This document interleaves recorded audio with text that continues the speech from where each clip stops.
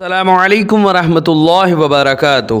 حضرات محترم، آج ہم انشاءاللہ عز و جل اپنی اس مختصر سی ویڈیو میں نبی اور رسول کے بارے میں جانیں گے، اللہ کے ان خاص بندوں کے بارے میں جانیں گے جن کو اللہ نے ساری دنیا کی ہدایت کے لیے اس دنیا میں بھیجا تھا۔ ان میں سے 1,24,000 یا کم و بیش 2,24,000 اللہ رب العزت نے انبیاء و رسول کو اس دنیا میں بھیجا۔ ان میں سے کچھ تو رسول تھے اور زیادہ تر جو ان میں تھے وہ انبیاء کرام تھے۔ آج ہم انشاءاللہ عز و جل اپنی اس مختصر سی ویڈیو میں نبی اور رسول کے ہی بارے میں جانیں گے کہ آخر یہ نبی اور رسول کون ہیں جن کو اللہ نے ہدایت کے لیے، بندوں کی ہدایت کے لیے اس دنیا میں بھیجا ہے۔ حضرات محترم، ویڈیو پسند آئے تو ویڈیو کو لائک کریں، شیئر کریں، اور اگر ہمارے محمدی چینل پر نئے آئے ہوں تو اسے ضرور سبسکرائب کر کے بیل آئیکن کو بھی ضرور دبائیں تاکہ اس طرح کی تمام انفارمیٹیو ویڈیوز آپ تک ضرور پہنچے۔ حضرات محترم، جیسا کہ آپ لوگوں کو معلوم ہے کہ ہم اسی طرح دینی اور علمی کام کو باضابطہ انجام دے رہے ہیں۔ انہی مقصد کے پیش نظر ہم نے ایک مدرسہ اور ایک جامع مسجد کی باضابطہ بنیاد ڈالی ہے۔ آپ میں سے جو کوئی بھی اس میں تعاون کرنا چاہے، اس میں مدد کرنا چاہے، سپورٹ کرنا چاہے تو زکوٰۃ، صدقہ، ہدیہ، عطیہ یا کسی بھی طرح کا اس میں ڈونیشن دینا چاہے تو وہ اس میں ڈونیٹ اور تعاون کر سکتا ہے۔ حضرات محترم، گوگل پے کے ذریعے، پے ٹی ایم کے ذریعے یا بینک اکاؤنٹ کے ذریعے یا ویسٹرن یونین کے ذریعے، جس کے ذریعے بھی وہ اس میں تعاون کرنا چاہے، ان سبھی کے نمبر اور لنک جو ہے وہ ڈسکرپشن میں ہے، جائے اور اس میں جس کے ذریعے بھی تعاون کرنا چاہے وہ تعاون کر سکتا ہے۔ حضرات محترم، نبی اور رسول آخر ہیں کون؟ انہی سب کے بارے میں آج ہم جانیں گے۔ اللہ رب العزت نے اپنے بندوں کی ہدایت کے لیے بہت سے پیغمبروں کو اس دنیا میں بھیجا۔ یہ سب پیغمبر تمام گناہوں سے پاک ہیں۔ آج ہم انشاءاللہ عز و جل نبیوں کے بارے میں، کئی سارے عقیدوں کے بارے میں جانیں گے کہ آخر نبیوں اور رسولوں کے بارے میں ہمیں کیسا عقیدہ رکھنا چاہیے اور ان کے بارے میں ہمیں کیسا خیال رکھنا چاہیے، اور کیا ان کے بارے میں ہمیں سوچنا چاہیے، اپنے ذہن میں ان کے بارے میں ہمیں کیا رکھنا چاہیے کہ آخر نبی اور رسول کون ہیں۔ ان تمام باتوں کے بارے میں ہم جانیں گے۔ ان میں سے چند عقیدے ہم سمجھیں گے کہ آخر نبی اور رسول کے بارے میں ہمیں کیسا عقیدہ رکھنا چاہیے۔ انشاءاللہ عز و جل انہی سب باتوں کے بارے میں ہم سمجھیں گے آج، جن میں سے سب سے پہلا عقیدہ ہے کہ اللہ رب العزت نے اپنی بندوں کی ہدایت کے لیے بہت سے پیغمبروں کو اس دنیا میں بھیجا۔ یہ سب پیغمبر تمام گناہوں سے پاک ہیں اور اللہ رب العزت کے بہت ہی نیک بندے ہیں۔ یہ اللہ رب العزت کے سب پیغمبروں کا یہی کام ہے کہ وہ اللہ رب العزت کے پیغام اور اس کے احکام کو بندوں تک پہنچاتے ہیں۔ اللہ رب العزت نے ان پیغمبروں کی سچائی ظاہر کرنے کے لیے ان کے ہاتھوں پر ایسی حیرت اور تعجب میں ڈالنے والی چیزیں ظاہر فرمائی جو بہت ہی مشکل عادات کے خلاف ہے، جو دوسرے لوگ نہیں کر سکتے۔ ان چیزوں کو معجزہ کہتے ہیں، جیسے حضرت موسیٰ علیہ السلام کا عصا کہ وہ اژدہا بن کر فرعون کے سامنے جادوگروں کے سانپوں کو نگل گیا، اور حضرت عیسیٰ علیہ السلام کا مردوں کو زندہ کرنا، اور ہمارے حضور رسول اکرم صلی اللہ علیہ وسلم کو چاند کو 2 ٹکڑے کر دینا، اسی طرح ڈوبے ہوئے سورج کو واپس لوٹا دینا، کنکریوں سے اپنا کلمہ پڑھوا لینا، اسی طرح کئی سارے آپ کے معجزات ہیں۔ اسی طرح انگلیوں سے پانی کا، یعنی حضور صلی اللہ علیہ وسلم نے اسی طرح پانی کا چشمہ جاری کیا، انگلیوں سے پانی نکال دیا، جاری کر دینا، یہ سب حضور صلی اللہ علیہ وسلم کے عظیم معجزات میں سے ہیں۔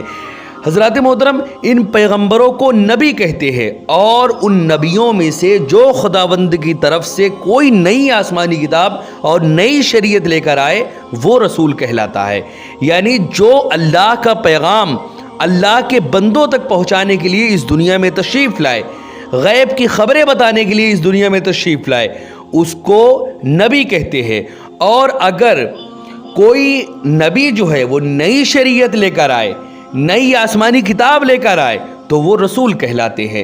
نبی سب مرد تھے، نہ اس میں کوئی جن نبی ہوا، نہ کبھی کوئی عورت نبی بنی، سب انسانوں سے زیادہ عقل مند ہوتے ہیں یہ نبی، اور بے عیب بھی ہوتے ہیں۔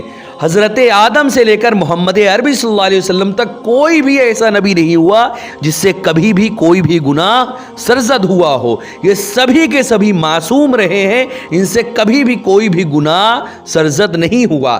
اسی طرح اللہ رب العزت کے ایک مخلوق فرشتے بھی ہیں جو گناہوں سے بالکل پاک ہوتے ہیں. ان دو مخلوق کے سوا دنیا کی کوئی بھی ایسی مخلوق نہیں جس کو اللہ رب العزت نے پیدا کیا ہے اور وہ گناہوں سے معصوم ہے. معصوم صرف اور صرف اگر کوئی ہے تو صرف اور صرف انبیاء کرام ہیں اور ساتھ ہی ساتھ فرشتے ہیں جو اللہ رب العزت کی یہ دونوں ہی مخلوق معصوم ہیں, ان سے کبھی بھی کوئی بھی گناہ سرزد نہیں ہو سکتا.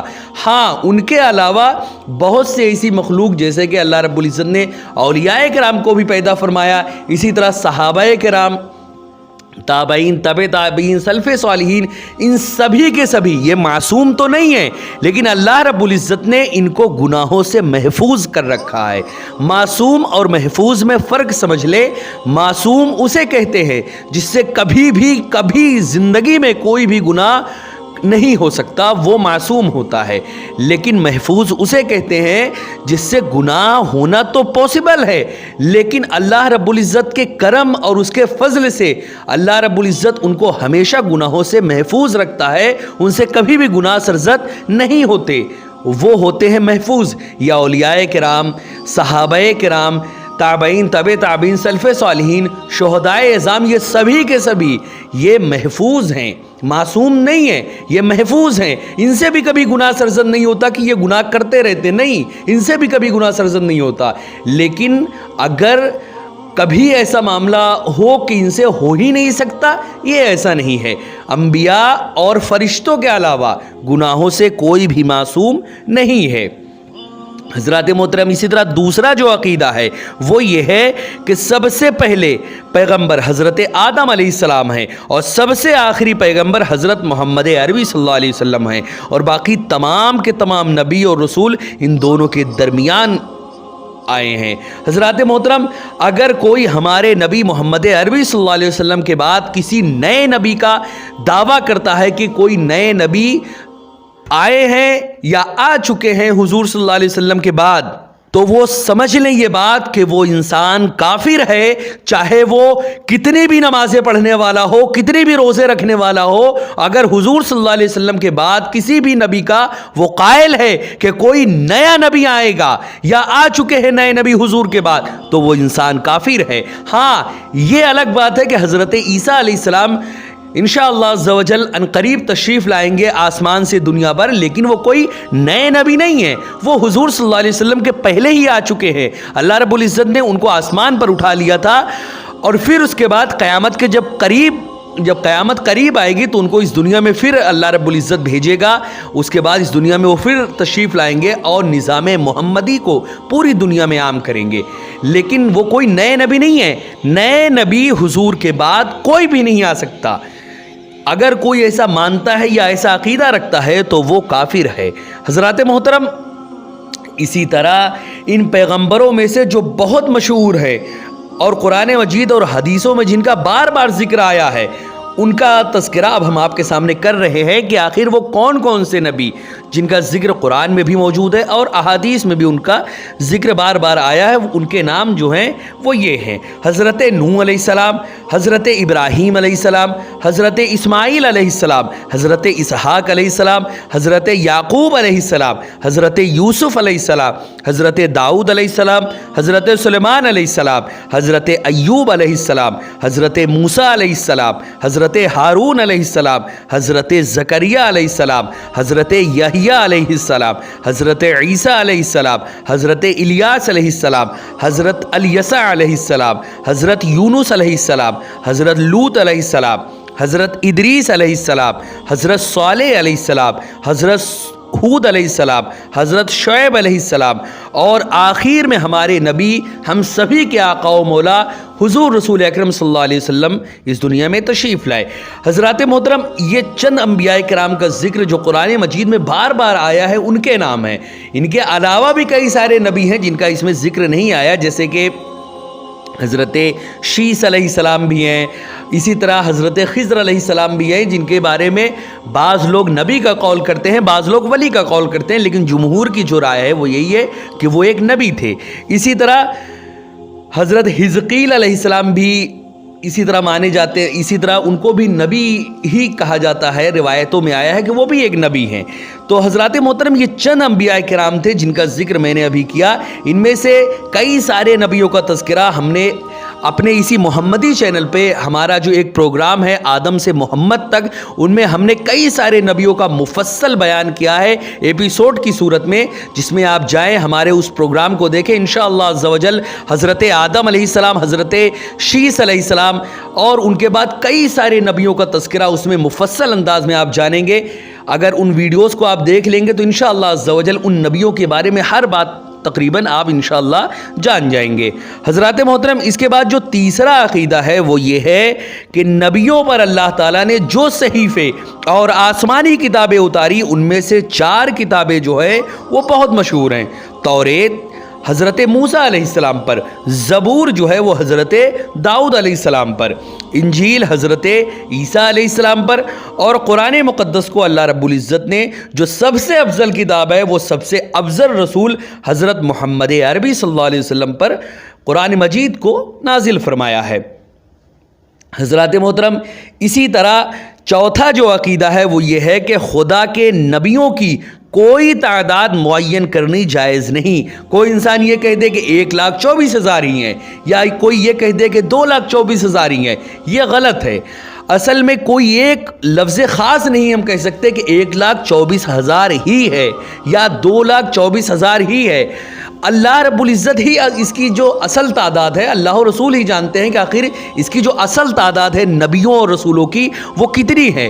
لیکن جو روایتوں میں آیا ہے، کئی ساری روایتوں میں، وہ یہی ہے کہ نبیوں اور رسولوں کی جو تعداد ہے وہ 1,24,000 یا 2,24,000 کم و بیش ہے۔ یعنی نبیوں اور رسولوں کی جو تعداد ہے اس میں لفظ کم و بیش کا لگانا یہ ضروری ہے، تاکہ ایک لفظ خاص نہ اس میں صادق آئے کہ بس 1,24,000 یا 2,24,000 ہی انبیاء کرام کو اللہ رب العزت نے بھیجا ہے۔ حضرات محترم، اسی طرح کوئی بھی تعداد معین ہم نہیں کر سکتے کہ اتنے ہی نبیوں کو اللہ رب العزت نے بھیجا ہے، کیونکہ اس بارے میں مختلف روایتیں آئی ہیں، اور نبیوں کی کسی معین تعداد پر ایمان لانے میں یہ احتمال ہے کہ کسی نبی کی نبوت کا انکار ہو جائے یا غیر نبی کو نبی مان لیا جائے، اور یہ دونوں ہی باتیں کفر ہیں۔ اس لیے یہ اعتقاد رکھنا چاہیے کہ اللہ تعالیٰ کے ہر نبی پر ہمارا ایمان ہے۔ جو بھی نبی ہماری اس دنیا میں تشریف لائے، وہ سبھی نبی پر ہم ایمان رکھتے ہیں کہ وہ سبھی اللہ رب العزت کی جانب سے بھیجے ہوئے نبی ہیں۔ اللہ کا پیغام اللہ کے بندوں تک وہ سبھی لے کر آئے تھے، اور ہم سبھی پر ایمان رکھتے ہیں۔ اسی طرح پانچواں جو عقیدہ ہے وہ یہ ہے کہ مسلمان کے لیے جس طرح اللہ رب العزت کی ذات و صفات پر ایمان لانا ضروری ہے، اسی طرح ہر نبی کی نبوت پر بھی ایمان لانا ضروری ہے۔ اسی طرح چھٹواں جو عقیدہ ہے وہ یہ ہے کہ ہر نبی اور فرشتے کا معصوم ہونا ضروری ہے۔ جیسے کہ میں نے ابھی ذکر کیا کہ کوئی بھی نبی اور فرشتہ ایسا نہیں ہے جو معصوم نہ ہو، ہر نبی اور ہر فرشتہ معصوم ہے، نبی اور فرشتوں کے سوا کوئی بھی معصوم نہیں۔ اسی طرح اماموں کو، جو اللہ رب العزت نے امام جتنے بھی تھے وہ 12 اماموں کو بھی نبیوں کی طرح معصوم سمجھنا یہ بھی بددینی اور گمراہی ہے۔ نبیوں اور فرشتوں کے معصوم ہونے کا یہ مطلب ہے کہ اللہ تعالیٰ نے ان حضرات کو گناہوں سے محفوظ رکھنے کا وعدہ فرما لیا ہے۔ اس سبب سے ان حضرات کا گناہ میں مبتلا ہونا، کہ یہ حضرات تو ان حضرات سے گناہ کا سرزد ہونا، یہ شرعاً محال ہے۔ برخلاف اماموں، اولیاء، صحابہ، تابعین، تبع تابعین، اللہ تعالیٰ انہیں گناہوں سے بچاتا ہے، یعنی انہیں محفوظ رکھتا ہے۔ لیکن اگر کبھی ان حضرات سے کوئی گناہ صادر ہو جائے تو یہ شرعاً محال نہیں ہے کہ ان سے کوئی گناہ ہو ہی نہیں سکتا، اور اگر کبھی کوئی گناہ سرزد ہو بھی جائے تو ان سے ان کے مقام و مرتبے میں کوئی فرق نہیں پڑتا، کہ اگر ان سے یہ گناہ ہو گیا اور فوراً یہ تائب ہو گئے تو ان کی صحابیت ان سے چھین لی گئی، یا اب یہ ولی نہیں رہے، یا اب یہ تابعین نہیں رہے، تو ایسا کچھ نہیں ہے۔ اگر کبھی بھی کسی بھی غیر نبی یا غیر فرشتہ سے کوئی گناہ سرزد ہو بھی جائے تو یقیناً یہ اتنے عظیم لوگ ہوتے ہیں کہ فوراً یہ تائب ہو جاتے ہیں. یہ تائب ہونے کے بعد ان کا کوئی بھی گناہ باقی نہیں رہا. جیسے کہ اللہ کے رسول صلی اللہ علیہ وسلم نے فرمایا التائب من الذنب کمن لا ذنب لہ، گناہوں سے توبہ کرنے والا ایسا ہوتا ہے کہ جیسے اس نے کبھی کوئی گناہ کیا ہی نہیں ہو. تو اب سمجھیں آپ کہ انہوں نے گناہ اگر کبھی ہو بھی گیا تو فوراً اس سے یہ تائب ہوتے ہیں، تو ان کا کبھی بھی کوئی گناہ باقی رہتا ہی نہیں، تو ان کے اس سے مقام و مرتبہ میں کوئی بھی فرق نہیں پڑے گا. اسی طرح ساتواں جو عقیدہ ہے وہ یہ ہے کہ اللہ تعالیٰ نے پیغمبروں پر شریعت کے جتنے احکام تبلیغ کے لیے نازل فرمائے، ان پیغمبروں نے ان تمام حکموں کو خدا کے بندوں تک پہنچا دیا ہے. جو شخص یہ کہے کہ کسی نبی نے کسی حکم کو تقیہ یعنی خوف کی وجہ سے یا اور کسی وجہ سے چھپا لیا اور خدا کے بندوں تک نہیں پہنچایا، وہ کافر ہے. حضرات محترم، اسی طرح آٹھواں جو عقیدہ ہے وہ یہ ہے کہ حضرات انبیاء علیہم السلام کے جسموں کا برس و جزام یعنی یہ سفید داغ یا اس طرح کے جو ایک اور بیماری ہے، ان تمام بیماریوں سے، ایسے امراض سے جن سے نفرت ہوتی ہے، یہ پاک ہونا ضروری ہے. ان گناہوں، ان تمام امراض سے انبیاء کے جسم اور انبیاء ہمیشہ بالکل پاک ہوتے ہیں، ان سبھی سے ان کا پاک صاف ہونا ضروری ہے. حضرات محترم، یہ چند باتیں تھیں جو نبیوں کے متعلق ابھی آپ نے سماعت کی. انشاءاللہ عز و جل اگر ہم اس کے دوسرا پارٹ جو آئے گا اس میں بقیہ باتیں جو بقیہ عقیدے ہیں نبیوں کے بارے میں انشاءاللہ اس کو سمجھیں گے. اس کی لنک جو ہے دوسرے پارٹ کی وہ ڈسکرپشن میں ہے. انشاءاللہ عز و جل اس کو بھی دیکھیں تاکہ ساری باتیں سمجھ میں آ جائیں کہ آخر نبیوں کے بارے میں کیسا عقیدہ رکھنا چاہیے.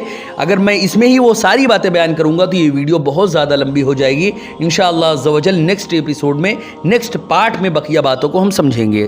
السلام علیکم ورحمۃ اللہ وبرکاتہ.